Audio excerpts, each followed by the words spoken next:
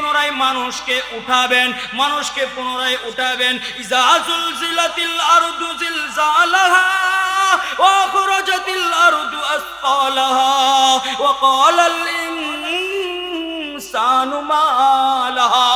আবার পুনরায় উঠাবেন, পুনরায় সবকিছু জমিন বাহির করে দিবেন। মহান রব্বুল আলামিনের ওই কথাটা বুঝাইতে গিয়া উযাইর আলাইহিস সালামের কথাটা টেনেছিলাম। উযাইর আলাইহিস সালাম বলেছিলেন, আল্লাহ আপনি যে কিয়ামতের দিন পুনরায় মানুষকে আবার উঠাবেন, এটা কেমন ভাবে সম্ভব? আমাকে একটু যদি দেখাইতেন, আমি তো বিশ্বাস করেছি, তবুও দেখায়া দেন। মহান রব্বুল আলামিন উযাইর আলাইহিস সালামকে অর্ডার দিয়ে দিলেন, উযাইর তুমি ওই শহরের মধ্যে সফর করো। ওই শহরের মধ্যে সফর করার আগে সঙ্গে সঙ্গে কিছু ক্ষীরা নিয়ে নিবা, কিছু আঙ্গুর নিয়ে নিবা। আলহামদুলিল্লাহি ওয়াসসালাতু আলা নবিয়্যি والوزن والعدل والفضل والنزم والأزم بالجزم بوحدته بكبريائه بسلطان وبإعلان وبإسقان وبإيمان وبيان في فرقان وحده لا شريك له وحده بوحدة موحدا بوحدة موحدا بوحدة وحيدا وأحدا بلا مدد وجدد ونسب ووسو في الكمال لا شريك له ولا نظير له ولا مثل له ولا مثال له ولا وزير له ولا مكازم له ولا مضارع له ولا منادي له ولا جلد بلد ولد جسد رزو وجزو ونزو وعزم له ولا جذب وزب عيب قاب بيت خصم له ولا مقارن له ولا مكازم له ولا مضارع له ولا منادي له ثم نشهد أن لا إله إلا الله وحده لا شريك له من يشرك في ذاته وصفاته وعاداته وآياته ثم نشهد أن سيدنا وسندنا ومولانا وأيدنا مقزومنا ممزومنا معصومنا مقصودنا محبوبنا أجدر الخلق جديرنا أعظم الخلق وأشرف الخلق وأنور الخلق وأكمل الخلق من الوصن والصدارة والولاية والحكاية والأمانة والإمامة أعلانا وأجلانا وأتقانا وأكبرنا وأنورنا أكبر أنور أوسق أنور أكمل لا ثم نشهد أن حبيب ربنا وصمدنا محبوب جدلنا إيماننا مبين فرقاننا أما بعد فأعوذ بالله من الشيطان الرجيم بسم الله الرحمن الرحيم والعصر إن الإنسان لفي خسر إلا الذين آمنوا وعملوا الصالحات وتواصوا بالحق وتواصوا بالصبر بارك الله لنا ولكم في القرآن المجيد ونفعنا وإياكم بالآيات والذكر الحكيم قال رسول الله صلى الله عليه وسلم تركت فيكم أمرين لن تضلوا ما تمسكتم بهما كتاب الله وسنة رسوله أو كما قال النبي عليه الصلاة والسلام سبحانك لا علم لنا إلا ما علمتنا إنك أنت العليم الحكيم صدق الله العظيم وصدق رسوله النبي الكريم ونحن على ذلك لمن الشاهدين والشاكرين والذاكرين والحمد لله رب العالمين दुनिया की सदाकत में तेरा नाम रहेगा, दुनिया की सदाकत में तेरा नाम रहेगा, ऐ सिद्दीक तेरा नाम से इस्लाम रहेगा, ऐ सिद्दीक तेरा नाम से इस्लाम रहेगा। दुनिया की अदालत में तेरा नाम रहेगा, दुनिया की अदालत में तेरा नाम रहेगा, ऐ फारूक तेरा नाम से इस्लाम रहेगा, ऐ फारूक तेरा नाम से इस्लाम रहेगा। दुनिया की शुजाअत में तेरा नाम रहेगा, दुनिया की शुजाअत में तेरा नाम रहेगा, आली तेरा नाम से इस्लाम रहेगा, आली तेरा नाम से इस्लाम रहेगा।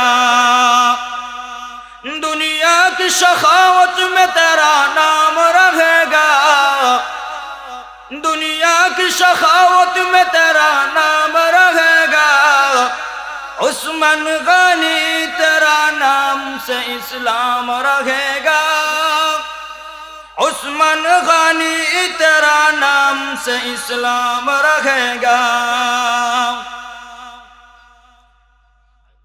ময়মনসিংহ জেলা ঈশ্বরগঞ্জ উপজেলাধীন পানান পূর্বপাড়া বাইতুল ফাতাহ জামে মসজিদ ও যুব সমাজের উদ্যোগে 14তম বার্ষিক তাফসীরুল কুরআন মাহফিলের শ্রদ্ধাভাজন সভাপতি বিশিষ্ট আলেমে দ্বীন হযরত মাওলানা কারি আব্দুল জলিল সাহেব, ভাইস প্রিন্সিপাল পানান ফাজিল মাদ্রাসা, আজকে যিনি প্রধান অতিথি হিসেবে আগমন করবেন, বলা হয়ে থাকে যুগের একজন জিন্দা বুখারী,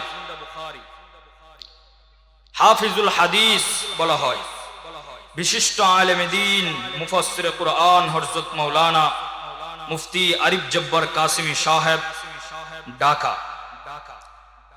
বিশেষ আকর্ষণ হিসাবে যিনি আসবেন, স্কলার, লেখক এবং গবেষক মুফতি ফাহিম বিল্লাহ হাশিমি সাহেব, ঢাকা। আমন্ত্রিত উলামায়ে কেরামগণ এবং আমার সম্মুখ সমাপিত মাতার তাজতুল্য মুরব্বিয়ানে আযম, পর্দানশীন, পর্দার আড়ালের মা ও বোনেরা, যুবক ভাইয়েরা, মহান রব্বে কায়নাতের দরবারে লাখো কোটি শুকরিয়া, যিনি আমাদেরকে কুরআন এবং হাদিসের আলোচনা শোনা এবং বসার জন্য আমাকে আপনাকে আসার বসার তৌফিক দিয়েছেন। এই জন্য সকলেই খুশি না বেজার? যে যেমন খুশি হয়েছেন অন্তরকুলে দিল প্রসারিত করে রব্বে কায়নাতকে খুশি করে সমস্বরে আওয়াজ করে সকলেই জুড়ে সুরে বলি আলহামদুলিল্লাহ। যেই অবস্থা, যেই প্রেক্ষাপট বর্তমান জামানায়, মুসলমানের আওয়াজ এখন রিম রিম করলে চলবে না, মেনমেন করলে চলবে না। এখন বৃদ্ধ যারা ৬০-৭০ বছর বয়স হয়ে গেছে, তাদেরও এখন যৌবন বয়সের মতো পাওয়ার নিয়ে তাকবীরের ধ্বনি তুলতে হবে। কেননা আমাদের দিকে যেমন ভাবে শকুনের চোখ দিয়ে বাংলাদেশের উপরে নজর দিতেছে, হুজুর সাল্লাল্লাহু আলাইহি ওয়াসাল্লাম 1400 বছর আগে যে ভবিষ্যৎবাণী করেছিলেন গাজওয়াতুল হিন্দের, আমার মনে হয় খুব সন্নিকটে চলে এসেছে গাজওয়াতুল হিন্দ। তবে সুখবর হলো হুজুর সাল্লাল্লাহু আলাইহি ওয়াসাল্লাম বলেন, এই যুদ্ধের মধ্যে মুসলমানের সংখ্যা যদি থাকে 100, কাফেরের সংখ্যা থাকবে 1000। 1000 কাফেরের সঙ্গে 100 মুসলমান, ঈমানওয়ালা মুসলমান, তারা জিহাদ করবে। ওই জিহাদের মধ্যে আমি আল্লাহ তাআলা স্বল্প কিছু মানুষকে, ঈমানওয়ালা কিছু মানুষকে আমি আল্লাহ তাআলা বিজয়ী দান করব। সুবহানাল্লাহ, একটু জোরে কই না, এই আওয়াজ দিয়ে যুদ্ধের ময়দানে গেলে বাতিল পালাবে না। আরে আমাদের সাহাবায়ে কেরামের ইতিহাস তো এরকম, সুন্নাত যখন আমাদের ভিতরে চলে আসে বাতিল কাঁপতে থাকে, মিসওয়াকের সুন্নত যখন বাতিল দেখেছে, মিসওয়াকের সুন্নত যখন দেখেছে কাফের মুশরিকরা, তারা প্রস্তুত হইতেছে মিসওয়াক করে যুদ্ধ করবে। মিসওয়াকের আমল দেখে বাতিল এবং কাফের মুশরিকরা জিহাদের ময়দান থেকে পালিয়ে গিয়েছে। আমাদের আওয়াজ হতে হবে এরকম। যাই হোক, যদি দুই হাতে, এক হাতে কখনো তালি বাজে না, তালি বাজাতে হলে দুইটা হাত একসঙ্গে মিলাতে হয়। সহজ সরল কথা হলো, বক্তার কথা আসবে শ্রোতার আওয়াজ থেকে, বক্তার কথা আসবে শ্রোতার আওয়াজ থেকে। যেই যেই জায়গায় আলহামদুলিল্লাহ সুবহানাল্লাহ বলার দরকার, আমরা যেন ওই জায়গার মধ্যে এইগুলো বলে নেই, তাহলে আমাদের আমলও হয়ে যায়, নেকিও হয়ে যায় এবং পাশাপাশি সৌন্দর্যতাও রক্ষা হয়ে যায়। যাই হোক, আমি কুরআনুল কারীমের মধ্যে 14 খানা সূরা আছে, 114 খানা, 114 খানা সূরার মধ্যে 3টা ছোট্ট সূরা, এর মধ্যে একটা হলো সূরা আসর। ওই সূরা আসরের কিছু আলোকপাত করব এবং হুজুর সাল্লাল্লাহু আলাইহি ওয়াসাল্লামের অসংখ্য অগণিত হাদিস থেকে ছোট্ট একটা হাদিস আলোকপাত করেছি, এর প্রেক্ষাপটে আলোচনা করব।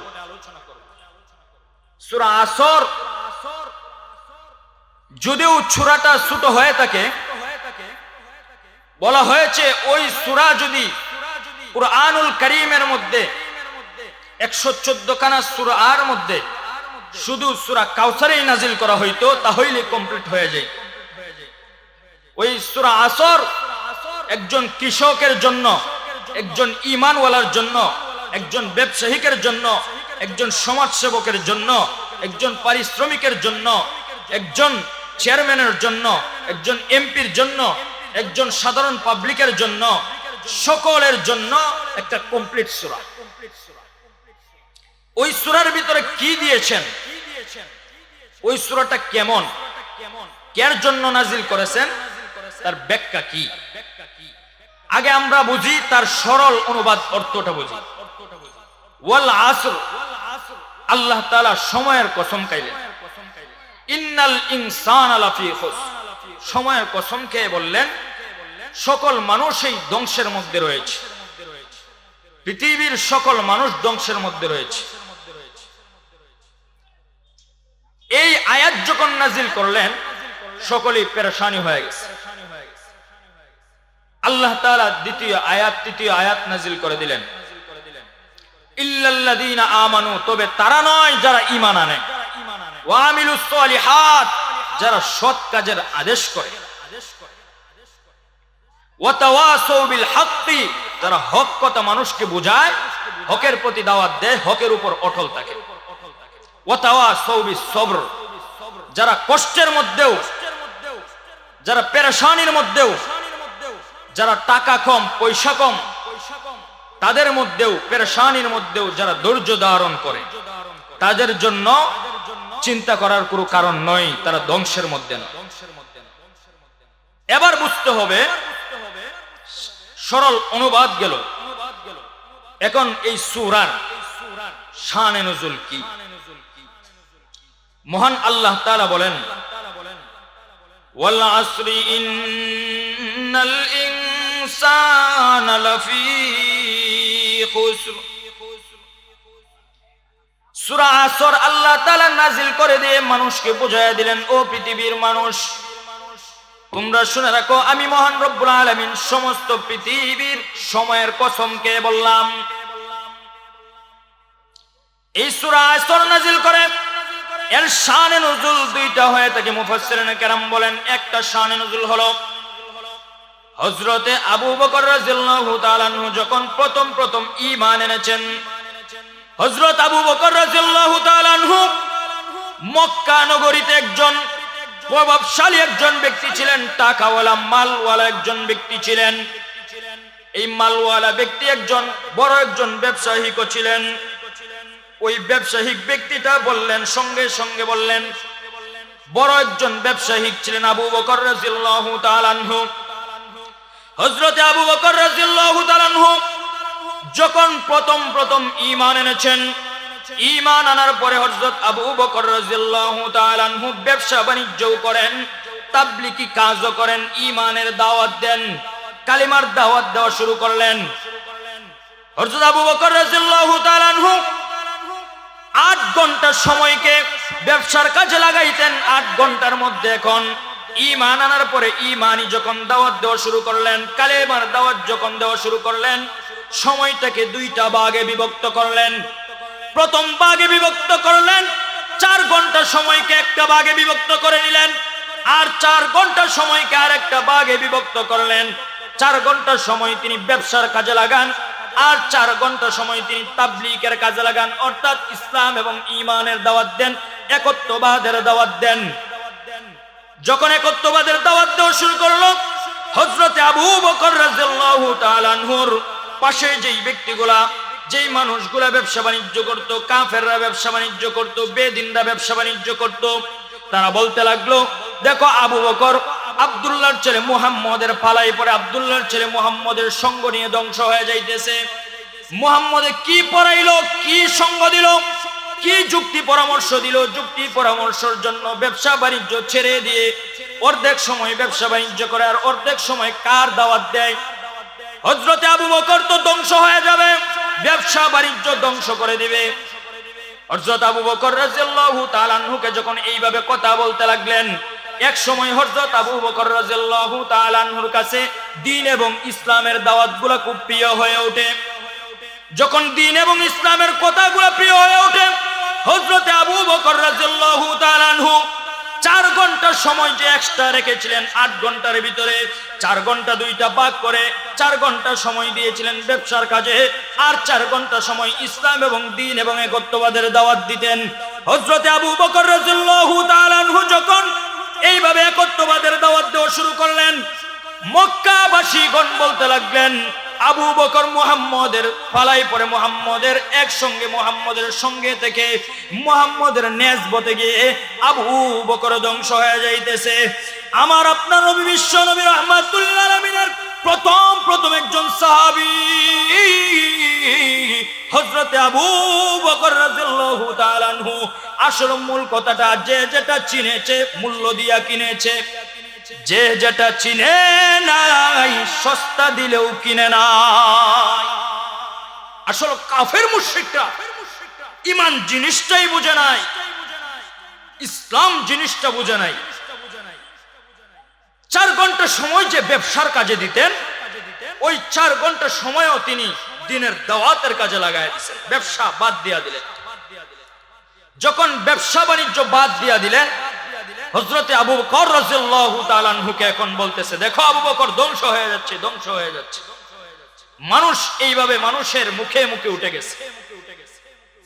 প্রথম যদি একটা মানুষ গর্ভধারণ করে, বাচ্চা যখন ছোট্ট থাকে, 1-2 মাস বয়স থাকে, 3-4 কেজি ওজনের জিনিস যদি উপরে দেওয়া হয়, কান্না শুরু করে দেয়। প্রথম ঈমান এনেছে, প্রথম মানুষ অবজ্ঞা করতেছে, খেপাইতেছে। তো অবজ্ঞা যখন করতেছে, খেপাইতেছে, ওই সময় আবু বকর রাদিয়াল্লাহু তাআলা আনহু হুজুর সাল্লাল্লাহু আলাইহি ওয়াসাল্লামের কাছে আসলেন। আয়েশা বলতেছে, নবীজি আমাকে তো মানুষ এইভাবে অবজ্ঞা করতেছে, খেপাইতেছে, আমরা গ্রামের ভাষায় বলি চেতাইতেছে, তিরস্কার করে কথা বলতেছে। কি বলে? আমি ব্যবসা বাণিজ্য ছেড়ে দিয়েছি, আমি নাকি ধ্বংস হয়ে যাচ্ছি, আপনার পালাই পরে ধ্বংস হয়ে যাচ্ছে। হুজুর সাল্লাল্লাহু আলাইহি ওয়াসাল্লাম এই কথা শুনে হুজুর সাল্লাল্লাহু আলাইহি ওয়াসাল্লামের মন খারাপ হয়ে গেছে। দ্বিতীয় নাম্বার আরেকটা কথা হলো, শানে নুজুল হলো, ওই সময় হুজুর সাল্লাল্লাহু আলাইহি ওয়াসাল্লাম এতদিন পর্যন্ত হুজুর সাল্লাল্লাহু আলাইহি ওয়াসাল্লামকে বিশ্বস্ততা হিসাবে আল আমিন বলে ঘোষণা দিয়েছিল। মানুষ মক্কা নগরীর ভিতরে হুজুর সাল্লাল্লাহু আলাইহি ওয়াসাল্লামকে এক নামে চিনত। হুজুর সাল্লাল্লাহু আলাইহি ওয়াসাল্লাম বিশ্বস্ত, আল আমিন। তার কাছে আমানত দিলে আমানত ঠিক করে রাখতো। আমানত যেহেতু ঠিক করে রাখতো, সকলেই তার প্রশংসা করত। দেন দরবার হইতো। হুজুর সাল্লাল্লাহু আলাইহি ওয়াসাল্লামের বয়স কম ছিল, কিন্তু দেন দরবারের মধ্যে হুজুর সাল্লাল্লাহু আলাইহি ওয়াসাল্লামের কথাটাকে মানুষের সাপোর্ট করত। এই জন্য আল আমিন বলে ঘোষণা দিয়েছিল। যখনই হুজুর সাল্লাল্লাহু আলাইহি ওয়াসাল্লামের উপর ওহী নাজিল হইতে লাগলো, নবুয়ত প্রাপ্ত হইছেন, 40 বছর বয়স হয়েছেন, ওই সময় হুজুর সাল্লাল্লাহু আলাইহি ওয়াসাল্লাম দ্বীনের দাওয়াত দেওয়া শুরু করলেন, দ্বীনের প্রচার প্রসার করা শুরু করলেন। এই সময় তার চাচাও তার বিরুদ্ধে চলে গিয়েছে, তার বন্ধু তার বিরুদ্ধে চলে গিয়েছে, তার প্রতিবেশীও তার বিরুদ্ধে চলে গিয়েছে। তারা বলতেছে, মুহাম্মদ তুমি কি চাও? তুমি যদি চাও মক্কা নগরীতে তোমাকে সুন্দর মেয়ে দেওয়া হবে, তুমি তারপরেও ইসলামের দাওয়াত থেকে বিরত থাকবা। এটা যদি হয় তাহলে তোমাকে এটা দেওয়া হবে, সেই সম্পদ যেরকম চাও এরকমই দেওয়া হবে। হাওরের হাওর যদি তুমি চাও এটাও দেওয়া হবে। তোমাকে যদি সিংহাসন চাও, তুমি যদি জমিদারি চাও, মাতবরি চাও, তাহলে মাতাব্বরি চাইলে, মরলগিরি চাইলে এটাও তোমাকে দেওয়া হবে, সব কিছু দেওয়া হবে। তবুও তুমি ওই দাওয়াত থেকে পিছপা হয়ে যাও, এই দাওয়াত আর দিও না, তুমি কি চাও সেটা বলো, আমরা ওই চেয়ারে বসবো না, তোমাকে বসাইব। আল্লাহর নবী, বিশ্ব নবী রাহমাতুল আলামিন ডাক দিয়ে বলেন, আমাকে আপনারা সুন্দর মেয়ের লোভ লালসা দেখাইতে পারেন, আমাকে ধন সম্পদের লোভ লালসা দেখাইতে পারেন, সয় সম্পদের লোভ দেখাইতে পারেন।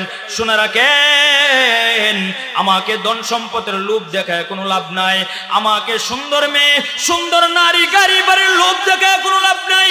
আমি যেই মহান রব্বুল আলামিন আমাকে একত্ববাদের দাওয়াতের জন্য পৃথিবীতে সৃষ্টি করেছে, আমার জীবন চলে যাবে, একত্ববাদের দাওয়াত থেকে পিছপা হব না। হুজুর সাল্লাল্লাহু আলাইহি ওয়াসাল্লাম বলেন, আমাকে সব দিতে পারো, কিন্তু শুনে রাখো, তোমরা যদি চাও সয় সম্পদ কেন, তোমরা যদি চাও সুন্দরী নারী, বাড়ি, গাড়ি কেন, তোমরা যদি আসমানের তারা পর্যন্ত, আসমানের সূর্য পর্যন্ত, চন্দ্র পর্যন্ত আমার হাতে দিয়া দিবে, তবু আমি বিশ্ব নবী রাহমাতুল আলামিন একত্ববাদের দাওয়াত থেকে এক মুহূর্তের জন্য পিছপা হতে পারবো না। আল্লাহর নবী, বিশ্ব নবী রাহমাতুল আলামিন এইভাবে যখন একত্ববাদের দাওয়াত দেওয়া শুরু করলেন, মানুষ অবজ্ঞা করতেছে, খেপাইতেছে, মানুষ এইভাবে তিরস্কার যখন করতেছে, হুজুর সাল্লাল্লাহু আলাইহি ওয়াসাল্লামের মনও খারাপ হয়ে গেছে। দুই ব্যক্তি একসঙ্গে বৈশা, দুই ব্যক্তির মন খারাপ, দুজনেই একসঙ্গে বৈশা চিন্তা করতেছেন, আর চোখের কোণায় পানি চলে এসেছে। ওই সময় মহান রব্বুল আলামিন বললেন, জিব্রাইলকে ডাক দিয়ে বললেন, জিব্রাইল যাও, আমার হাবিব কষ্ট পাবে, আমার হাবিবের সাহাবী আবু বকর কষ্ট পাবে, আমি সহ্য করতে পারবো না, যাও সূরা আসর তাদের কাছে গিফট হিসাবে আমি পাঠিয়ে দিলাম। একটু জোরে কন্যা সুবহানাল্লাহ। গিফট হিসাবে যখন পাঠিয়ে দিলেন, আজকে তো যদি চেয়ারম্যানে কোন ব্যক্তিরে, মেম্বরে, চেয়ারম্যানে যদি মেম্বরে গিফট দেয়, চেয়ারম্যান খুব খুশি হয়। একজন ব্যক্তি, প্রভাবশালী ব্যক্তি যদি সাধারণ মানুষকে কোনো কিছু দেয়, ব্যক্তি খুব খুশি হয়। বন্ধু যদি বন্ধুকে গিফট দেয়, খুব খুশি হয়। বর্তমান জামানায় যুবক মানুষে যদি, যুবক পোলাপানে যদি, যুবক ছেলেরা যদি গার্লফ্রেন্ডকে গিফট দেয়, গার্লফ্রেন্ড খুব খুশি হয়। কিন্তু মহান রব্বুল আলামিন তার বন্ধুকে গিফট করেছে, সাধারণ কোনো গিফট নয়, সাধারণ কোনো গিফট নয়, এটা মহামূল্যবান একটা জিনিস। আজকে তো গিফট করতে কি, আজকে বিবাহ করায় আমরা আমাদের সন্তানদেরকে, বিবাহ করানোর সময় আগে থেকে ইশারা দেয় যে আমরা বউটা আনবাম বাড়ি, সাজায় গুজায় বউটাকে আনবো বাড়িতে, বউয়ের যা যা দরকার সাজায় গুজায় বউটাকে আনবো, এগুলো বলতে থাকে না। আজকে যদি আপনি আপনার শ্বশুর বাড়ি থেকে, মেয়ের বাড়ি থেকে জিনিস আইনা ঘরের ভিতরে বলেন, কালকেই আপনার ঘরের ভিতরে আওলা লাগা শুরু হইল, আওলা লাগা শুরু হইল। কেমন আওলা লাগবো? একবার তার ছেলেকে বিবাহ করাই, যা কিছু লাগে সব কিছু আনলো, সোফা টুফা, বিটকেস টিটকেস, যা কিছু লাগে, খাট টাট, জাজিম টাজিম সব কিছু আনলো। আনার পরে 1-2 বছর কথা কাটাকাটি গেল, দুজনেই চাকরিজীবী। 1-2 বছর পর একটা ঝগড়া লাগবে, ঝগড়া লাগিয়া রাত্রিবেলায় কইতাছে, স্বামী কইতাছে, এই আমার বাপের জায়গার মধ্যে থাকিয়া তুমি আমার লগে ঝগড়া করো, তোমার শরম আছে? স্ত্রী জবাব দেয়, তোমার শরীরে আন্তাজ আছে, তোমার যদি শরম লজ্জা থাকতো আমার বাপের কাঠটা দেওয়া এই কাঠটার মধ্যে শুয়ে থেকে জাজিন্দার মধ্যে শুয়ে থেকে আমার লগে ঝগড়া করতাম। শরম থাকলে নাইম মেলো রাগ হইয়া কাটতে নামে উঠছে। শীতের দিন কাটতে যেই নামে উঠছে বিবি সাহেব আজগো হইতেছে, যা নামাইছি তো নামাইছি আর উড়াইতাম না। বেড়া খাড়ের সাইডের ঘুরে রাগ কিছুক্ষণ পরে গেছে গা, ঘন্টা খানিক পরে যখন রাগ গেছে গা কাঠের সাইডে ঘুরে ফান খায়, ফানি খায়, চা খায়, সিগারেট খায়, কিন্তু বিবি সাহেব তো আর কয়ও না যে উড়ো খাওয়া ধরেও না, এই বেড়ায় খাড়ের মধ্যে উঠতেও পারে না। কি মুশকিলের মধ্যে পড়ছে। এখন চিন্তা ভাবনা করছে, আচ্ছা পাতলা একটা খাতা দিয়ে কম্বল দিয়ে রাত খানা কাটায়। রাত কাটাইছে, সকাল বেলায় 1000 টাকা নিয়ে রওনা বাজারে রওনা দিছে। রওনা দেওয়ার প্রতিমধ্যেই রাস্তার মধ্যে বন্ধুর লোকে দেখ, কে বন্ধু আজকে তোর চেহারা ছবি এরকম, চোখ গুলা বড় বড় হয়ে রয়েছে, রাইতে কি আলো বাঁচলি নাকি, বুঝতে মাছ মারছিলে নাকি? ও না, এটা একটা বিশাল কাহিনী, এটা কখন যেত না। বন্ধু বন্ধুরে যদি কয় এই কাহিনী কখন যেত না, বন্ধু কেমন মনে করেন থইব নাকি? যে পর্যন্ত না কয় পর্যন্ত গুতাইতেই থাকবে, না আজগো কইয়া যাইবে। বন্ধুরে শর্মের কথা কি কইয়া ঘটনা হইল, দেখ রাত্রিবেলায় দুইজনে কথা কাটাকাটি তো স্বামী স্ত্রীর ভিতরে ওই আজগো একটা শরম দেলছে। তোমার যদি শরম তাহে আমার বাপের কাঠ আর জাজিম শুয়ে থেকে আমার লোকে কার্য করতে না নাইম মেলো, এই যে নামাইলো আমি ফান খাই, ফানি খাই, সুরট খাই, চা খাই, আমার তো আর উড়ায় না। আমার ফাও ধরে উড়াইলো না, আমি আর উঠতারলাম না। পাতলা একটা কম্বল আর খেতা দেয়া রাত খানা কাটাইছি শীতের মধ্যে।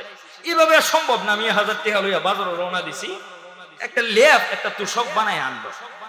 বলছে বেড়া আমি তোর একটা সুন্দর একটা বুদ্ধি দেই, বুদ্ধি অনুযায়ী চললে তোর লেপও লাগতো না, খেতাও লাগতো না, 1000 টাকা বাঁচবে।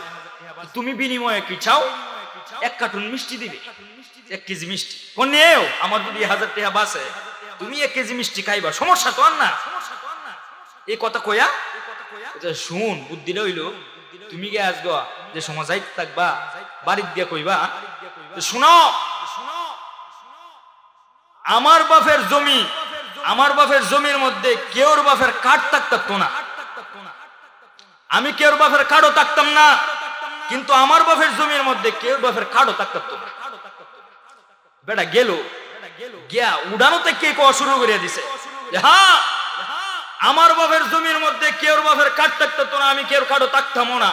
বিবি সাহেব বুঝছে এই বুদ্ধি তো নিজের না, এই বুদ্ধি তো 12 করে আনছে, এই বুদ্ধি তো 12 করে আনছে। নাহলে সারা রাত শীতের মধ্যে এই কম্বলের মধ্যে আর শুধু একটা কেতার মধ্যে ফ্লোরের মধ্যে ফুটতে রয়েছে, এই সময় এই বুদ্ধি আসেন না, এই বুদ্ধি অবশ্যই 12 করে আনছে। বিবি সাহেব ক্রিমিনাল বুদ্ধিমান, কোথায় শূন্য রাখ আজ গত এমনি একসাথে ঘুমায়, এইটা না কাল মিস্টেক হয়ে গেছে। হ্যাঁ যদি অন্যের মাল থেকে অন্যের বাড়ি থেকে জিনিস আনেন তাহলে শুনে রাখেন এই ঘরের মধ্যে রহমত আসবে না। কোন ঘরের মধ্যে কোন বংশের মধ্যে রহমত আসে না? যেই পরিবারের মধ্যে মহিলাদের হাতে ক্ষমতা রাখে, মহিলারা সবকিছু নাড়ায়, ওই পরিবারের ভিতরে আল্লাহর রহমত কখনো আসে না। সকল কাজের ভিতরে গন্ডগোল লাগতে থাকে। যাই হোক, গিফট করছে কে? গিফট করছেন শ্বশুর জামাইকে গিফট করে নাই, মহান রব্বুল আলামিন সূরা কাউসার গিফট করছেন তার হাবিব তার বন্ধুকে হুজুর সাল্লাল্লাহু আলাইহি ওয়াসাল্লামকে গিফট করিয়া বলেন শোনা রাখেন, আপনাকে যে মানুষ বলতেছে আপনি ক্ষতিগ্রস্তের মধ্যে আছেন, আবু বকর ক্ষতিগ্রস্তের মধ্যে আছে না, আবু বকর ক্ষতিগ্রস্তের মধ্যে নয়, আপনি ক্ষতিগ্রস্তের মধ্যে নয়, বরং যারা বলে আপনি ক্ষতিগ্রস্তের মধ্যে তারাই ক্ষতিগ্রস্তের মধ্যে আছে। কেমন ভাবে আছে? এই জন্য মহান রব্বুল আলামিন কুরআনুল কারীমের মধ্যে 30 নম্বর পারার মধ্যে 3টা আয়াত বিশিষ্ট একটা সূরা নাযিল করে দিলেন।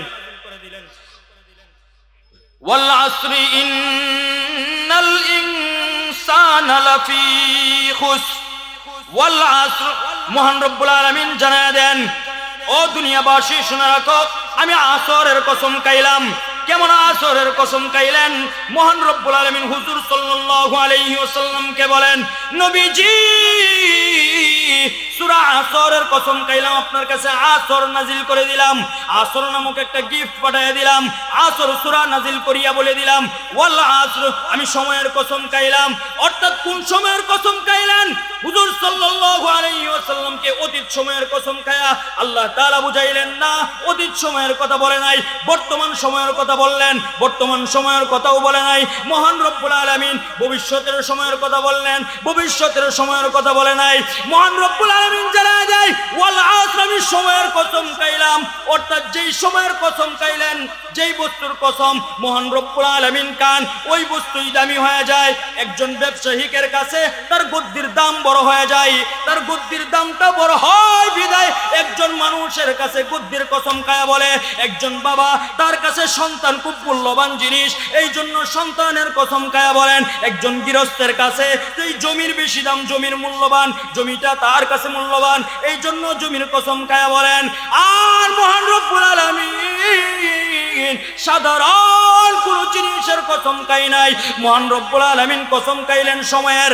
যেই সময়ের কসম মহান রব্বুল আলামিন যেই সময়টার কসম খান, ওই সময়টা মূল্যবানই হয়ে যায়। যেই রাত্রের কসম খায়, ওই রাত্রটা মূল্যবান হয়ে যায়। ওয়াশ শামসি ওয়া দুহাহা ওয়াল কমারি ইযা তালাহা, মহান রব্বুল আলামিন সূর্যের কসম খান, সূর্য বহুত দামি হয়ে যায়, ওই দামি বস্তুর কসম মহান রব্বুল আলামিন খান। চন্দ্রের কসম খান, চন্দ্র বড় দামি জিনিস, মহান রব্বুল আলামিন তিন ফলের কসম খান। ও তিন ফলের কসম খান, তিন বড় দামি একটা ফল। ও জাইতুন, তরল জিনিসের মধ্যে সবচাইতে দামি তরল হলো জাইতুন নামক ফলের কসম খান।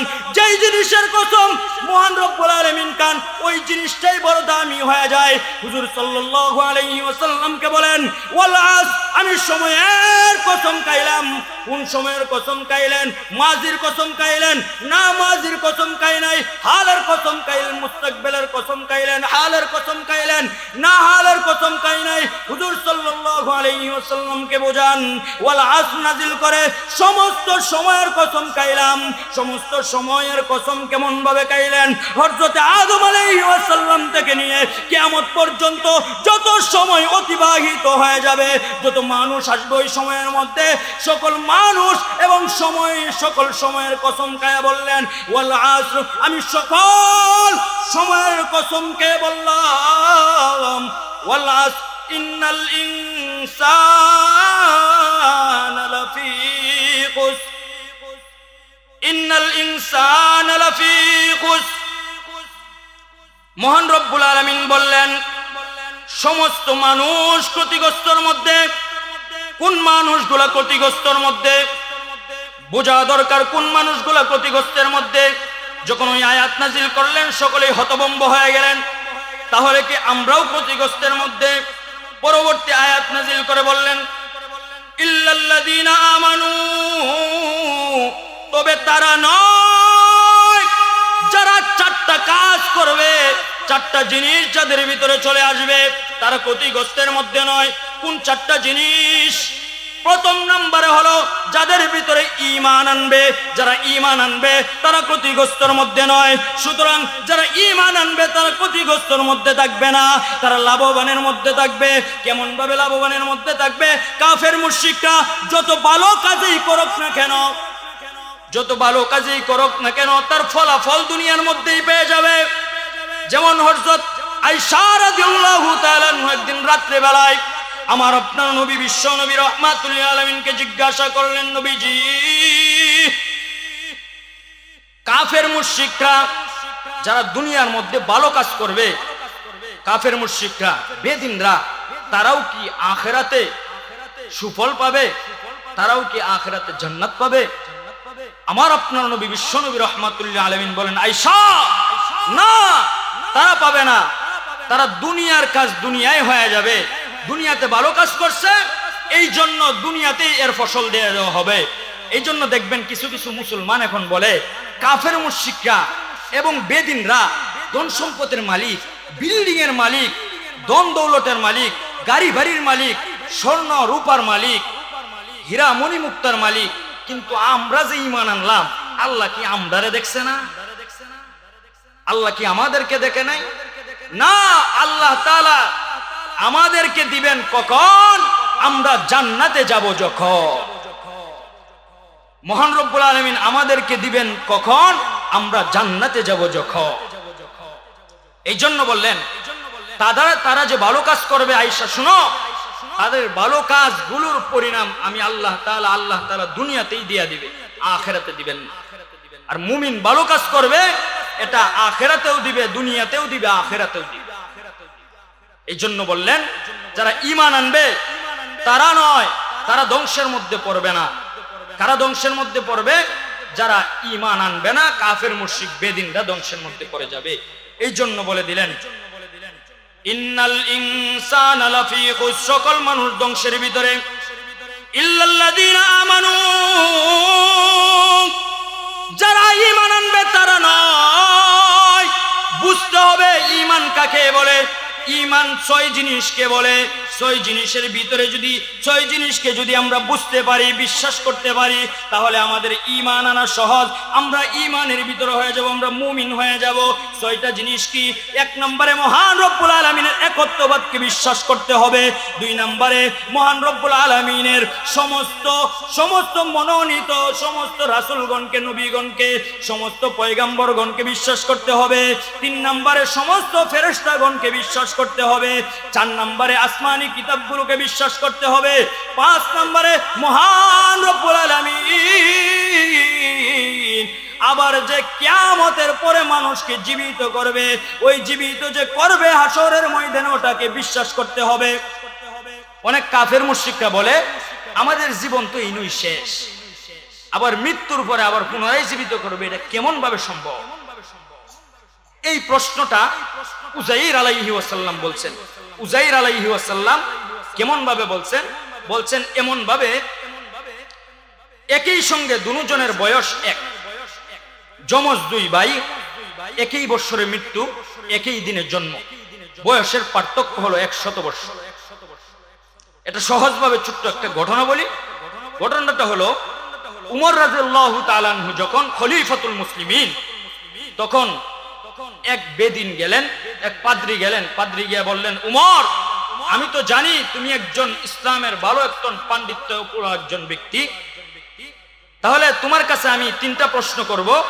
3টা প্রশ্নের জবাব যদি তুমি দিতে পারো, তোমার কুরআন এবং নবীর হাদিস অনুযায়ী, আল্লাহর কুরআন এবং নবীর হাদিস অনুযায়ী যদি তুমি দিতে পারো, তাহলে আমি তোমার ধর্ম গ্রহণ করব এবং আমার যত আওলাদ আছে সকলকেই এই ধর্মের ভিতরে আনবো। আর যদি না দিতে পারো, তাহলে আমার ধর্মের ভিতরে চলে আসবে। এই কথা যখন বললেন উমর রাদিয়াল্লাহু তাআলা আনহু, যাদের ভিতরে ঈমানই জাগ্রত আছে, আল্লাহকে একত্ববাদী মানে, তারা কখনো পিছপা হয় না। আল্লাহর উপরে যারা ভরসা করে, তারা কখনো বাতিলকে ভয় পায় না।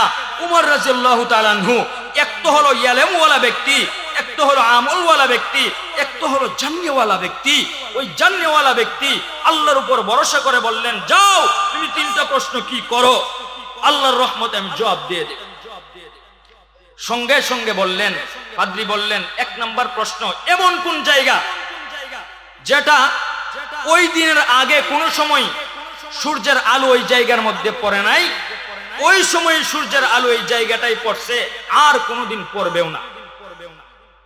এই জায়গাটা কোনটা এবং কোন সময় হয়েছিল, এটা তোমার কুরআন এবং হাদিস অনুযায়ী তুমি প্রশ্নের জবাব দিবা।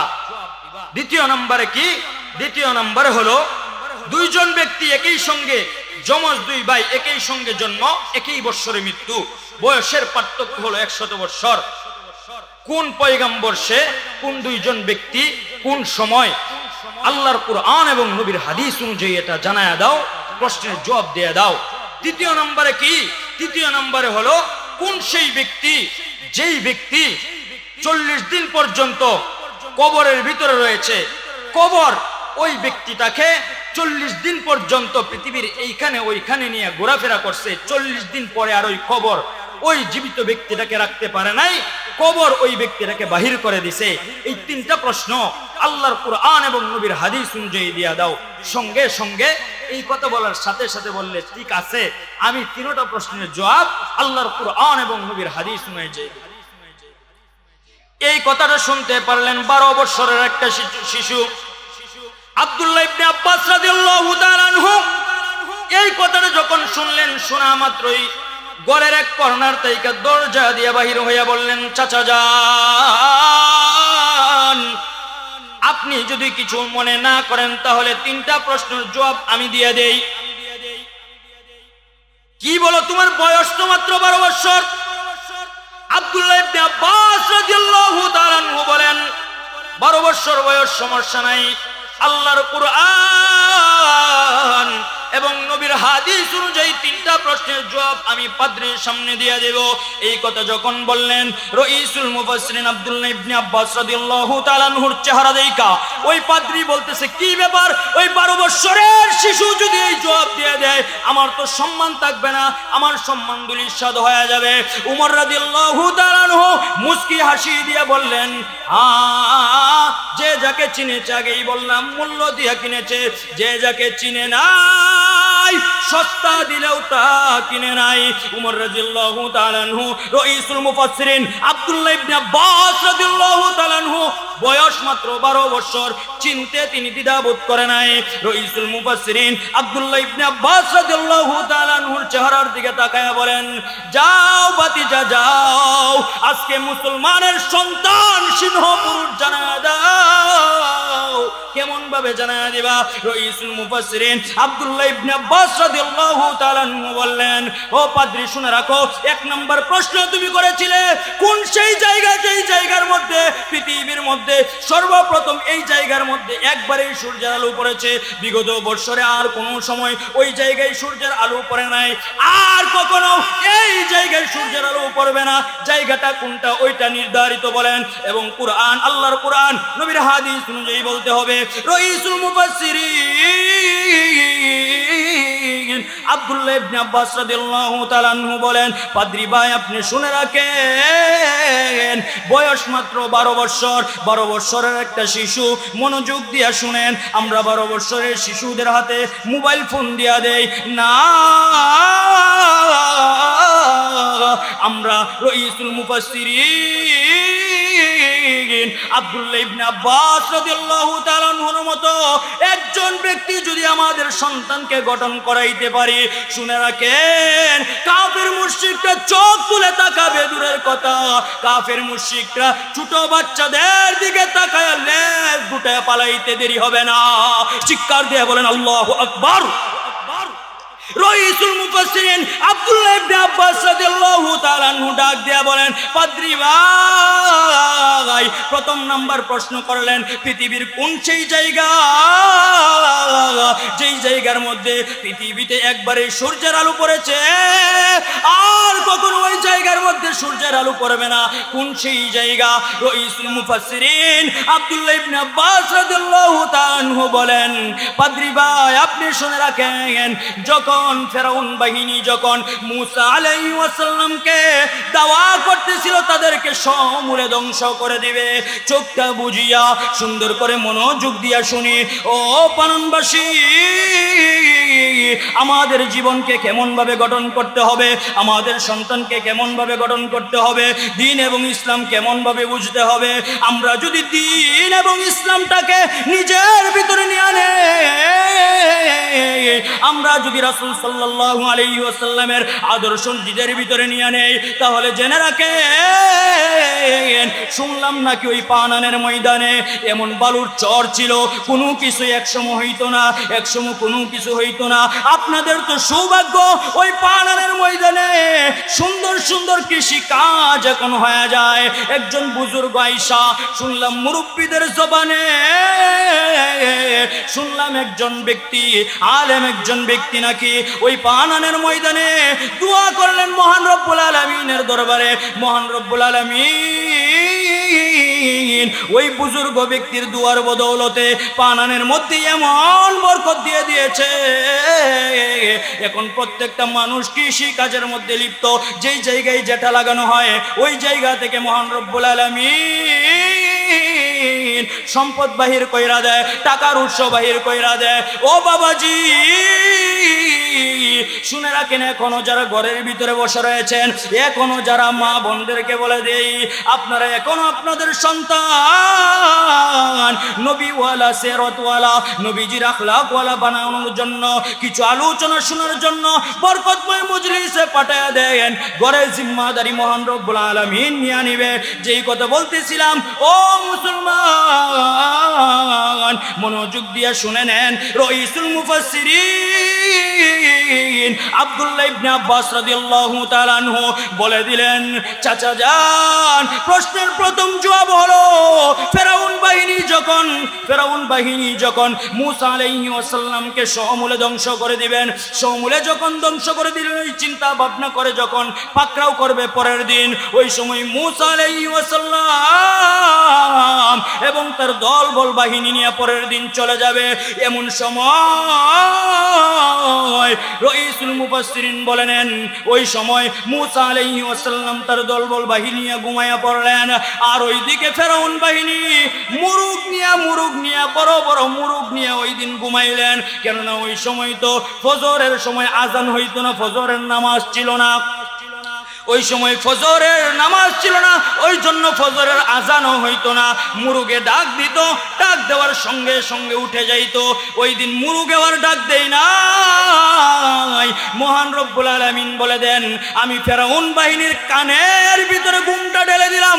প্রশ্ন আসতে পারে, কানের ভিতরে কেমন ভাবে ঘুম আসে? আপনারা দেখেন এই কানে আওয়াজ হচ্ছে, এমনও ব্যক্তি আছে ওই আওয়াজের ভিতরেও ঘুমায়া পড়তেছে। বিশাল বড় বড় ড্যান্স সেট বাজানো হয়, মাইক বাজানো হয়, ওইগুলোর মধ্যেও মানুষ ঘুমায়া যায়। কিন্তু আল্লাহ তাআলা বলে দেন, ওই জায়গার মধ্যে এত আওয়াজের ভিতরেও কেন মানুষ ঘুমায়া যায়? চোখ বন্ধ করলে ঘুম হয় না, চোখ বন্ধ করলে ঘুম হয় না।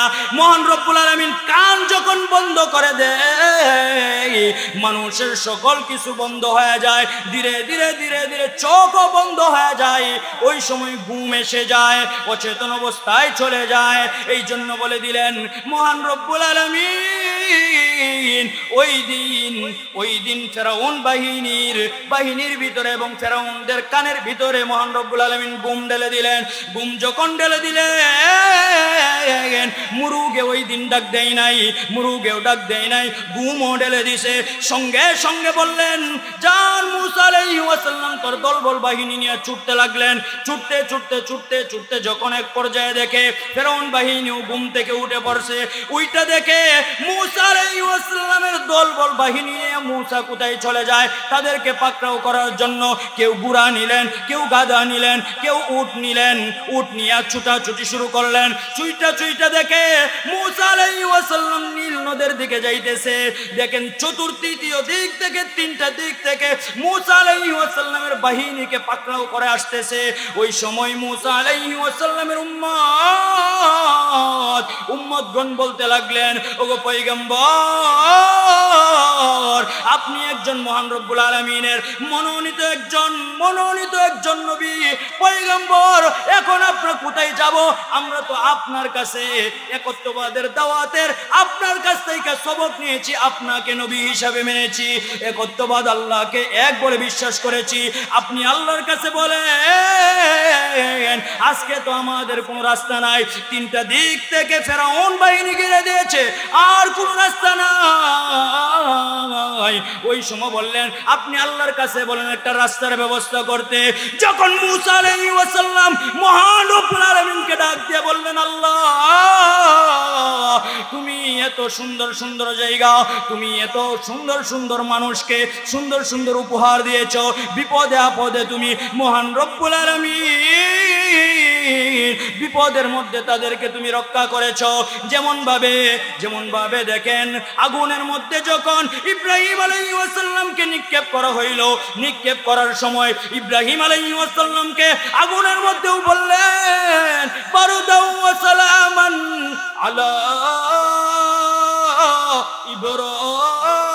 ইব্রাহিম। আগুনকে আদেশ দিয়া দিলেন, নবীকে রক্ষা করে দিলেন, বারদাউ ওয়া সালামান আলা ইব্রাহিম। আগুনটা যেন এমন শীতল হয়ে যায়, যে শীতলের কারণে বেশি ঠান্ডাও লেগে না যায়, আবার বেশি গরমও লেগে না যায়। এমন ভাবে বারদাউ ওয়া সালামান আলা ইব্রাহিম, ইব্রাহিমের জন্য এমন ভাবে সুন্দর ভাবে তুমি ইব্রাহিমের জন্য শীতল হয়ে যাও। ওইদিকে বললেন, যাও জান্নাত থেকে জিবরাইলকে বললেন, জামাটা নিয়ে পরা দাও, আমার ইব্রাহিমও যেন আগুনের মধ্যে উলঙ্গ না থাকে ইব্রাহিমকে পরায়া দাও। তুমি বিপদের মধ্যে ইব্রাহিমকে রক্ষা করেছো, বিপদের মধ্যে ইউসুফ আলাইহিস সালামকে রক্ষা করেছো, তুমি শত শত লক্ষাধিক পয়গম্বরকে পরীক্ষার মধ্যে ফেলেছো। তোমার শরণাপন্ন যখন হয়েছে তুমি মহান রব্বুল আলামিনকে ডাক দিয়েছে, মহান রব্বুল আলামিন সকল জায়গায় তুমি সাড়া দিয়া তাদেরকে উপকার করেছো। ও দুনিয়ার মুসলমান ইমানদার, কথাগুলো মনোযোগ দিয়ে শুনেন। আমরাও যদি এমন ঈমানওয়ালা হইতে পারি, এমন তাকওয়াবান হইতে পারি, এমন তাকওয়াবান যদি হইতে পারি ইব্রাহিম ইবনে আদমের মতো, মহান রব্বুল আলামিন আমাদের জন্য আসমান থেকে মেহমানদারির কানা পাঠায়া দিবে। সকলেই জুড়ে জুড়ে বলে আল্লাহু আকবার। যেই কথা বলতেছিলাম, ও দুনিয়ার মুসলমান ইমানদার মনোযোগ দিয়ে শুনেন। ছোট্ট সন্তান 12 বছর বয়স, 12 বছর বয়সের ছোট্ট সন্তান রাইসুল মুফাসসিরিন আব্দুল্লাহ ইবনে আব্বাস রাদিয়াল্লাহু তাআলা ডাক দিয়ে বলেন, ও ব্যক্তি শুনে রাখেন, ও পাদ্রী ভাই শুনে রাখেন, ওই জায়গাটার মধ্যে যখন মূসা আলাইহিস সালাম মহান রব্বুল আলামিনকে ওই কথা বললেন, আল্লাহ তুমি লক্ষাধিক পয়গম্বরকে পরীক্ষায় ফেলেছো, পরীক্ষা থেকে উত্তীর্ণ করেছো, পরীক্ষায় ফেলেছো, পরীক্ষা থেকে উত্তীর্ণ করেছো। আজকে আমি যেই পরীক্ষার মধ্যে পড়ে গিয়েছি তোমার কাছে আজকে চাইলাম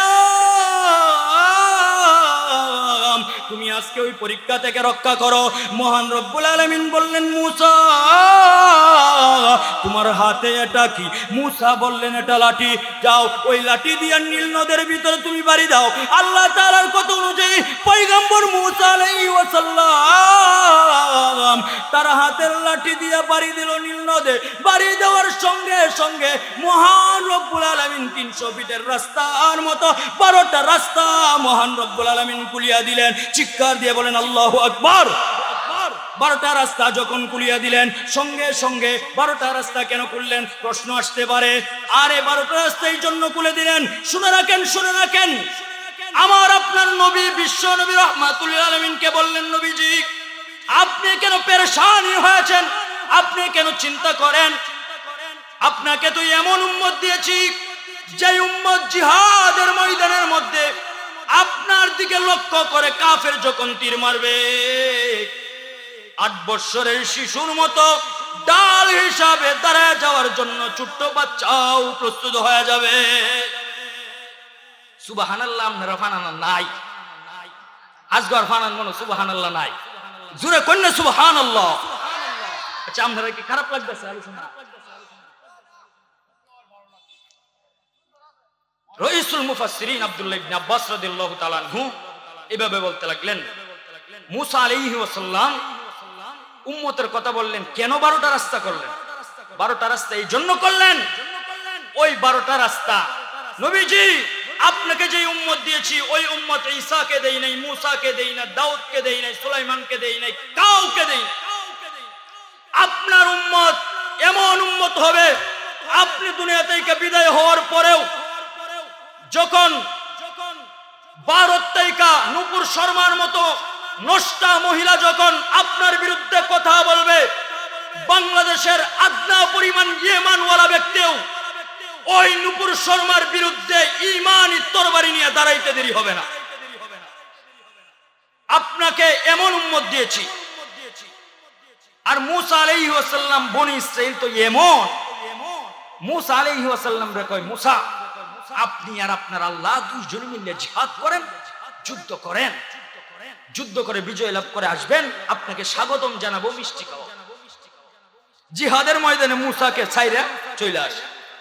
এই জন্য এইখানে 12টা গোত্র ছিল। মুফাসসিরিনে কেরাম বলেন 12টা গোত্র। এখন বনি ইসরাইল এমন জাতি, এক গোত্রের পিছনে আরেক গোত্র নাও যাইতে, এই জন্য সহজের জন্য, কম সময়ের ভিতরে সহজের জন্য সহজ সরল রাস্তা খুলে দিয়েছে। বলেন না সুবহানাল্লাহ। 12টা রাস্তা যখন খুলে দেয়, আমরা মনে সুবহানাল্লাহর মর্তবাটা জানি না।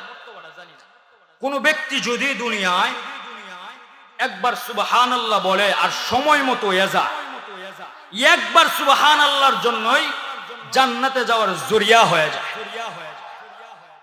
এবং কি হযরত ইব্রাহিম আলাইহিস সালামের কিতাবের মধ্যে বলা হয়েছে, জান্নাত মরুভূমির মতো, কিন্তু আল্লাহর কুরআনে হুজুর সাল্লাল্লাহু আলাইহি ওয়াসাল্লামের উপর যে কিতাব নাজিল হয়েছে কুরআন, ওই কুরআনের মধ্যে বলা হয়েছে জান্নাত খুব সুসজ্জিত থাকবে, হুর গেলমান থাকবে, সুন্দর সুন্দর গাছ থাকবে, ফল থাকবে। এই কিতাবের মধ্যে বললেন ফল থাকবে, সুন্দর থাকবে, সুসজ্জিত থাকবে, হুর থাকবে, নহর থাকবে। আর ইব্রাহিম আলাইহিস সালামের কিতাবের মধ্যে বললেন মরুভূমির মতো থাকবে। বলতেছে না, ওটাও মিথ্যা না, এটাও মিথ্যা না। কেননা দুটোই আসমানি কিতাব। যে যেমন দুনিয়াতে আমল করবে, যে সুবহানাল্লাহ বলবে, তার মরুভূমির মতো জান্নাতটার ভিতরে একটা গাছ বানায় দেওয়া হবে। যে আলহামদুলিল্লাহ বলবে, মরুভূমির মতো জান্নাতটার মধ্যে তার জন্য আরেকটা গাছ লাগায় দেওয়া হবে। যে আবার আলহামদুলিল্লাহ বলবে, আল্লাহু আকবার বলবে, লা ইলাহা ইল্লাল্লাহ বলবে, যে যত বেশি আমল করবে তার জান্নাতটাকে আমি তত বেশি সুসজ্জিত করে দেব। যার সুবহানাল্লাহর আওয়াজ যেমন, আমি আল্লাহ তাআলা তার গাছের ছায়াও দেব তেমন। যেই কথা বলতেছিলাম, এই জন্য 12টা রাস্তা করে দিলেন। এই 12টা রাস্তা করে দেওয়ার পরে 12টা রাস্তা দিয়ে চলার জন্য সঙ্গে সঙ্গে প্রস্তুত হয়ে গেলেন। 12টা রাস্তা দিয়ে পার হয়ে যাবে। খুব মনোযোগ দিয়ে শুনেন। 12 বছরের শিশু রাইসুল মুফাসসিরিন আব্দুল্লাহ ইবনে আব্বাস রাদিয়াল্লাহু তাআলা আনহু ওই 12টা রাস্তা দিয়ে যখন বললেন, 12টা রাস্তা দিয়ে যখন পার হয়ে যাইবে, মধ্যবর্তী স্থান যখন রাস্তা যখন অতিক্রম করে ফেললেন, ফেরাউন বাহিনী চলে আসে। ফেরাউন বাহিনী যখন চলে আসলো, ফেরাউন বলতে লাগলো, ফেরাউন তার বাহিনীদেরকে বলতে লাগলো, এই বেটা, অতদিন তো ক্ষুধা ডারে চিনছস না, আজগো দেখ আমি কি করিয়া দিছি। এত সুন্দর রাস্তা আমি করছি, যা নাম। সবটি জাফায় নামছে। মুসা আলাইহিস সালামের দিকে জাফায় যখন নামলো ফেরাউন বাহিনী, নামার সাথে সাথে পিছনের দিকে অন্য অন্য কিছু কিছু ব্যতিক্রম বেতলা কিছু মানুষ আছে না, এটি তাহায় দেখে কি ব্যাপার, ফেরাউন আমারে হুমকি দিল, আদেশ দিল নামার জন্য। ফেরাউন আইনা ঘেরে গুড়ার উপরে বসা। ফেরাউন তো বুঝলেন যেটা তো আল্লাহ তাআলা কঠিন বিপদের মধ্যে ফালবেন আছে। ফেরাউন আর নামে না। যখন নামে না, মহান রব্বুল আলামিন গুড়া যখন ফেরাউন গুড়া লইয়া দাঁড়ায় নাম তো চেনে, সকলটাই নামাইছে, হে আর নামে না। হে তো জানে আমি যে খুদা না খুদা। এমন সময় আল্লাহ তাআলা জিবরাইল আলাইহিস সালামকে বা নিকটতম একজন ফেরেশতাকে গুড়ি বানাইছে। গুড়ি, গুড়ার জন্য গুড়ি, বেডি বেড়ার জন্য বেডি, গুড়ার জন্য গুড়ি। তোর ফাওয়ারওয়ালা গুড়ি ফাটাইয়া দিছে। যেই গুড়ি ফাটাইছে, ফেরাউনের গুড়া আর আটকায় রাখা করতে লাগাম ধরেও পারে না। গুড়ার তো এমন সুন্দর হয়ে সাজতে গেছে, আল্লাহ ফাটাইছে। গুড়ি দেখে গুড়া টিকতে পারছে না। ফেরাউন কই যাস, কই যাস, কই যাস, কই আর শুনে না, লাগাম ধরে রাখতে না। এই শুকলো পিছে, গুড়ির পিছে, গুড়ির পিছে ছুটছে। মাঝখানে গিয়া গুড়ি উদাও হয়ে গেছে। মহান রব্বুল আলামিনের একজন ব্যক্তি, নিকটতম একজন ব্যক্তি, একজন পয়গম্বর, ওই পয়গম্বর যখন রাস্তা পার হয়ে গেল, মুসা আলাইহিস সালাম তার দলবল নিয়ে পার হওয়ার সাথে সাথে সঙ্গে সঙ্গে অর্ডার দিলেন, যাও কোন ফায়াকুন আবার আগের মতো হয়ে যাও। সঙ্গে সঙ্গে আগের মতো হয়ে গেছে। ফেরাউন বাহিনী আগের মতো যখন হয়ে গেছে, ফেরাউন ডুবতেছে আর বাঁচতেছে, ডুবতেছে আর বাঁচতেছে, ডুবতেছে আর বাঁচতেছে। আল্লাহর কাছে বলে, আল্লাহ আমাকে তুমি রক্ষা করো, আমাকে তুমি রক্ষা করো। মহান আল্লাহ তাআলা বলে দিছেন, আজকে তুই আল্লাহ আল্লাহ ডাকো। শুনে রাখো, তোমার দরবারের মধ্যে একটা নিয়ম ছিল, যে ক্ষুধা মানে না তাকে একটা শাস্তি দেওয়া হয়। তার শাস্তিটা কি? তার শাস্তি হলো নীল নদের মধ্যে তার সুবানি লাগবো, যে আমারও ক্ষুধা মানে না। আল্লাহ তাআলা বললেন, তোর দরবারের মধ্যে যে শাস্তি নির্ধারিত হয়েছিল, তোর দরবারের মধ্যে যে শাস্তিটাকে লকব লাগিয়েছিলে, তোরে যে ক্ষুধা মানত না নীল নদের মধ্যে চুবাইবে, যা আমি মহান রব্বুল আলামিন তোর শাস্তিটাকে আজকে মেনে নিলাম। আমি আল্লাহ তাআলা বলে দিলাম, আমাকে যে ক্ষুধা মানবে না তাকেও আমি নীল নদের মধ্যে চুবাইয়া দিলাম। রাইসুল মুফাসসিরিন আব্দুল্লাহ ইবনে আব্বাস রাদিয়াল্লাহু তাআলা আনহু যখন এই কথা বললেন, বলার পরে রাইসুল মুফাসসিরিনের এই কথা শুনে ওই ব্যক্তি বললেন, পাদ্রী বললেন, কি ব্যাপারে তো ছোট্ট বালক, এত ছোট্ট বাচ্চা কেমন সুন্দরভাবে বলতে লাগলেন।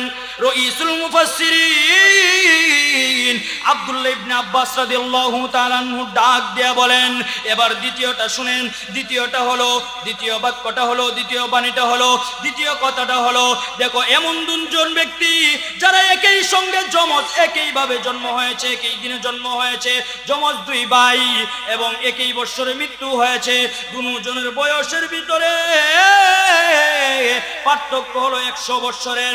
100 বৎসরের পার্থক্য, এটা কেমন হয়ে যায় এইটা বলে দেন। এবং আল্লাহর কুরআন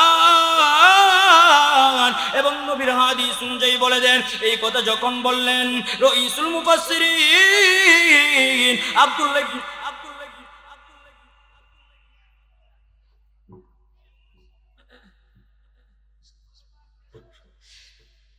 রাইসুল মুফাসসিরিন আব্দুল্লাহ ইবনে আব্বাস রাদিয়াল্লাহু তাআলা আনহু ডাক দেয়া বলেন, তাহলে শুনে রাখেন, আপনি দ্বিতীয় প্রশ্ন করেছিলেন, একই সাথে জন্ম দুইজন যমজ ভাই, একই সাথে মৃত্যু, আবার বয়সের পার্থক্য হলো 100 বছরের ডিফারেন্স, এটা কেমন ভাবে?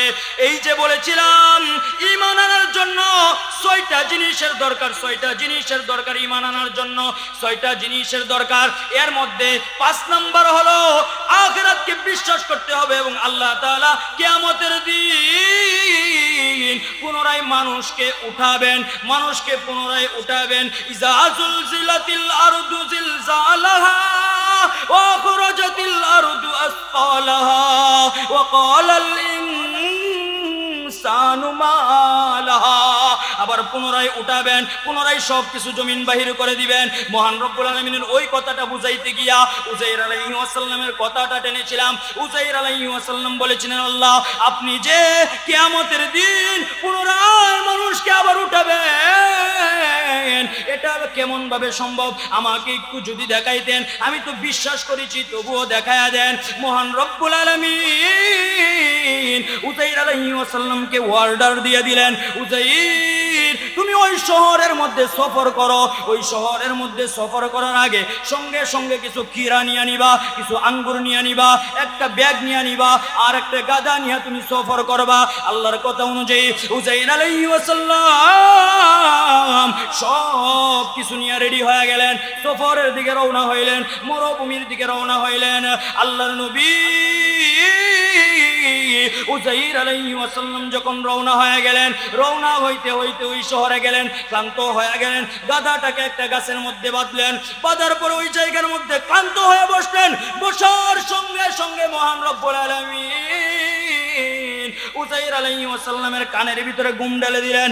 উযাইর আলাইহিস সালাম ঘুমায় পড়লেন। ঘুমানোর পর উযাইর আলাইহিস সালাম জীবিত যখন ছিলেন, ঘুমানোর আগে তাকায় দেখে সুসজ্জিত শহর, সুন্দর সুন্দর দালান কোঠা।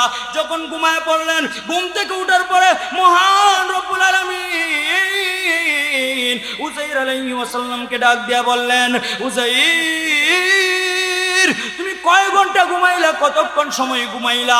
উযাইর আলাইহিস সালাম ডাক দিয়া বললেন, কিছুক্ষণ সময়, 1 ঘন্টা বা 1.5 ঘন্টা, এর চাইতে কিছু সময় বেশি হবে, বা 1.5 দিন হবে, অর্ধ দিন হবে। বলতেছে না, তুমি সামনের দিকে নজর করে দেখো, তুমি যখন আসছিলা, আসার পরে দালান কোঠা দেখেছিল, ওইগুলো আছে কিনা? হযরত আল্লাহর নবী, আল্লাহর পয়গম্বর উযাইর আলাইহিস সালাম তাকায়া দেখেন, যে দালান কোঠা দেখেছিলাম মনে হয় 100 বছরের পুরাতন, ওই দালান কোঠার ওই শহরের ভিতরে কোনো মানুষ নাই। আল্লাহ তাআলা হতভম্ব হয়ে গেলেন উযাইর আলাইহিস সালাম। আল্লাহ তাআলা ডাক দিয়ে বললেন, উযাইর এখন বলো তুমি কতক্ষণ ঘুমাইলা? উযাইর আলাইহিস সালাম হতভম্ব হয়ে গেলেন, হতভম্ব হয়ে বললেন, কি ব্যাপার আল্লাহ, এটা কি ঘটতেছে? বলতেছে, এবার নজর করে দেখো, তোমার গাধাটা যেইখানে বাঁধা ছিল, গাধাটা ওইখানে আছে কিনা? দেখে তাকাইয়া গাধা নাই, গাছটা আছে কিনা? জীর্ণ শীর্ণ গাছটা পড়ে রয়েছে শুকনা হইয়া। ডাক দিয়ে বললেন, এবার তোমার তলির ভিতরে কি ছিল? আল্লাহ কিছু খাবার ছিল, খাবারগুলো শুকনা ছিল না ভিজা ছিল?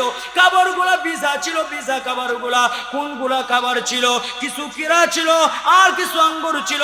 বলতেছে, দেখো ওইগুলা আছে কিনা? হযরতে উযাইর আল্লাহ তাআলার কথা অনুযায়ী ব্যাগটা খুলিয়া দেখেন যেমন ভাবে তরতাজা কিরাগুলা কিনে নিয়ে এসেছিল, যেমন আঙ্গুরগুলা নিয়ে এসেছিল, তরতাজা আঙ্গুর আর কিরাগুলো রয়ে গেছে। উযাইর আলাইহিস সালাম চিৎকার দিয়ে বললেন, আল্লাহ এটা কেমন ভাবে সম্ভব? সামনে তাকায়া দেখি দলান কোটা কিছু নাই, শহরের মানুষগুলা নাই, চাকচক্যময় শহর নাই, তুমি সব কিছু ধ্বংস করে দিলা। কিন্তু ওই জায়গার মধ্যেও আমার আঙ্গুরগুলা তো পচার সময়, পচার সিরিয়ালের যদি হয় সবার প্রথম আঙ্গুর আর শশাগুলা পচবে, কিন্তু এগুলো পচে না। কিন্তু মহান রব্বুল আলামিন ডাক দিয়া বললেন, উযাইর এবার নজর করে দেখো আমি কি ভাই মৃত্যুর পরে আবার কেমন ভাবে জীবিত করি। ডাক দিয়া দেখো, তাকাইয়া দেখো, তুমি যে গাছটার মধ্যে তোমার গুড়াটাকে গাদাটাকে বাঁধছিলা ওই গাছটার দিকে নজর করো। গাছটার দিকে নজর করলো, নজর করিয়া বললেন, গাছটা দেখলা কি? বলতেছে, আল্লাহ যেই গাছটার মধ্যে বাঁধছিলাম হুবহু ওই গাছটা হয়ে গেছে। এবার নজর করে দেখো, এবার নজর কইরা দেখে যেমন ভাবে দড়িটা বাঁধছিল দড়িটা আগের মতো উইটা গেছে। এবার নজর করে দেখো, এবার নজর করলো, নজর কইরা দেখে যেই গাদাটা ছিল না ওই জায়গায় দুলিশাত হয়ে গেছিল জমিনের সঙ্গে। ওই গাদাটা মাংসগুলো, ওই গাদাটার হাড়গুলো একসঙ্গে জোড়া লাগে, ওই হাড়গুলো যখন জোড়া লাগতেছে এবার বললেন, এবার নজর করে দেখো আগের মতো একটা কঙ্কালের আকৃতি, গাদার আকৃতি হয়ে গেছে, কঙ্কাল গাদার আকৃতি যখন হয়ে গেছে, উযাইর আলাইহিস সালামকে ডাক দিয়ে বলে, উযাইর এবার নজর করে দেখো এবার কি হয়েছে। উযাইর এবার নজর করলেন, নজর কইরা দেখেন এবার বস্তু দিয়া ভরপুর হয়ে গেছে। ডাক দিয়ে বলেন, আল্লাহ বস্তু দিয়া তো ভরপুর হয়ে গেছে, এবার নজর করে দেখো এবার কি হয়েছে। নজর কইরা দেখে যেই গাদাটাকে বাঁধছিলেন হুবহু ওই গাদা হয়ে গেছে। ওই গাদা যখন হয়ে যায় উযাইর আলাইহিস সালামকে ডাক দিয়ে বললেন, উযাইর এবার নজর কইরা দেখো, এবার নজর কইরা দেখে যেমন গাদা ছিল জীবিত, গাদাটা আগের মতো প্রাণ দিয়া দিয়েছে, রূহ দিয়া দিয়েছে। গাদাটা আল্লাহর হুকুমে চিৎকার মারতে দেরি হয় নাই, সকলেই চিৎকার মেরে বলি আল্লাহু আকবার। তৃতীয় নম্বরে বললেন, তৃতীয় নম্বর শেষ কোন জিনিসটা? রাইসুল মুফাসসিরিন আব্দুল্লাহ ইবনে আব্বাস রাদিয়াল্লাহু তাআলা আনহু ডাক দিয়া বললেন, আপনি তো বললেন তৃতীয় নাম্বার, তৃতীয় নাম্বার হলো ওই ব্যক্তি, যেই ব্যক্তির কথা বলতেছিলেন জীবিত একটা মানুষ কবরের ভিতরে চলে গেছে, 40 দিন পর্যন্ত ওই কবরের ভিতরে ঘোরাফেরা করেছে, এক কর্নার থেকে আরেক কর্নার, আরেক কর্নার থেকে আরেক কর্নার, মাশরিক থেকে মাগরিব, শিমাল থেকে জুনুব, এক প্রান্ত থেকে আরেক প্রান্ত পর্যন্ত 40 দিন পর্যন্ত ঘোরাফেরা করছে।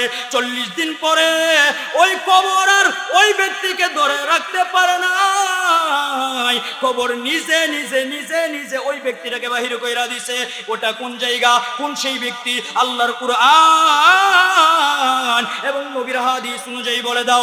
সঙ্গে সঙ্গে বললেন, রাইসুল মুফাসসিরিন ডাক দিয়ে বললেন, পাদ্রী ভাই আপনি শুনে রাখেন, হযরত ইউনূস আলাইহিস সালাম আল্লাহর হুকুম ছাড়া যখন চলে যাইতেছিলেন তার পুত্রকে ফেলে রেখে, তখন একটা মাছের ভিতরে ঢুকে পড়েছিলেন। ওই মাছটাই হলো কবর। আর ওই কবর 40 দিন পর্যন্ত হযরত ইউনূস আলাইহিস সালাম থেকে নিয়ে মাশরিক থেকে মাগরিব, শিমাল থেকে জুনুব, এই নদী পথে ঘুরাইছেন, পানি পথে ঘুরাইছেন, শেষ পর্যন্ত আর ওই ইউনূস আলাইহিস সালামকে ধরে রাখতে পারে নাই।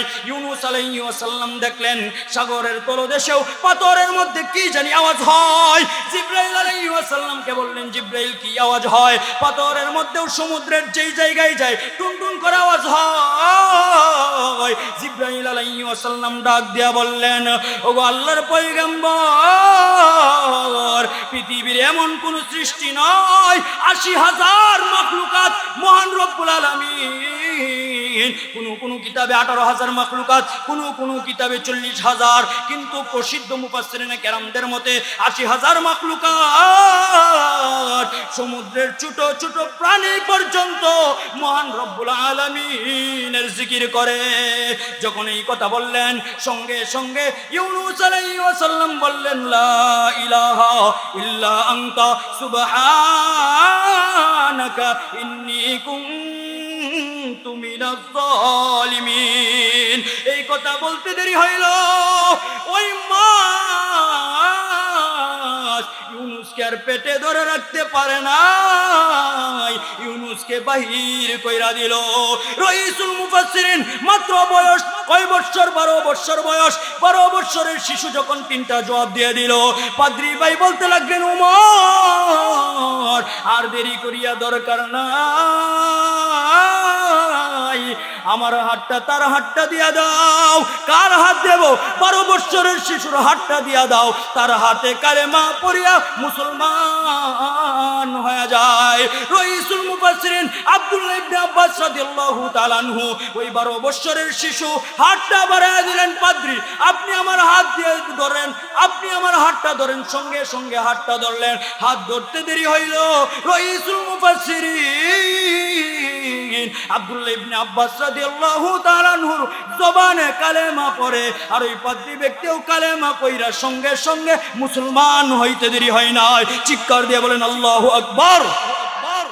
যাই হোক, ওই 3টা জায়গা এই জন্য বললেন ঈমান আনার জন্য 6টা জিনিস দরকার। ওই 6টা জিনিস যদি থাকে তাহলে আমাদের ঈমানের মাপকাঠি চলে আসে। 3 নাম্বার হইল হকের পক্ষে, 2 নাম্বার হইল হকের পক্ষে কথা বলতে হবে, সে যাই হোক না কেন হকের পক্ষে কথা বলতে হবে। সে যেই ব্যক্তি হোক না কেন, সে হোক আমার বাবা, সে যেই হোক না কেন, অপরাধ করবে প্রথমবার সতর্ক করবে, অপরাধ করবে দ্বিতীয়বার সতর্ক করবে, অপরাধ করবে তৃতীয়বার সতর্ক করবে, চতুর্থবারের সময় সতর্ক নয়, সঙ্গে সঙ্গে অ্যাকশন শুরু হয়ে যাবে, অ্যাকশন শুরু হয়ে যাবে। সে যেই হোক না কেন ভয় পাওয়া দরকার নাই। আর মৃত্যুর ভয় ঈমান করে কেন? মার দিতে পারো, আঘাত করতে পারো, আঘাতের জন্য আসছি, মৃত্যুর স্বাদ আস্বাদন করব। কালেমা যখন গ্রহণ করেছি, মৃত্যু হবে একদিন, কোনো কিছুকে ভয় করে পরোয়া করি না, চক্ষুগুলোকে ভয় করি না। লাল চক্ষু দেখায় লাভ নাই, লাল বংশ দেখায় লাভ নাই। যেই তাওয়াক্কুল করেছি আল্লাহর উপর, হকের কথা বলবো, জীবন গেলে চলে যাক, সমস্যা নাই। 3য় নম্বরে হলো সৎ কাজের আদেশ দেওয়া ও সৎ কাজ থেকে মানুষকে নির্দেশ দেওয়া, সৎ কাজের আদেশ করা, অসৎ কাজ থেকে নিষেধ করা। 4র্থ নম্বরে হলো আমরা যেন সব সময় আল্লাহর উপর তাওয়াক্কুল করে, যে যেভাবেই রাখে না কেন, আজকে বংশের মধ্যে বাটা পড়ে গেছে, সংসারের মধ্যে বাটা পড়ে গেছে, অর্থের মধ্যে বাটা পড়ে গেছে, যাও বাটা পড়ুক না কেন, ধৈর্য ধারণ করো।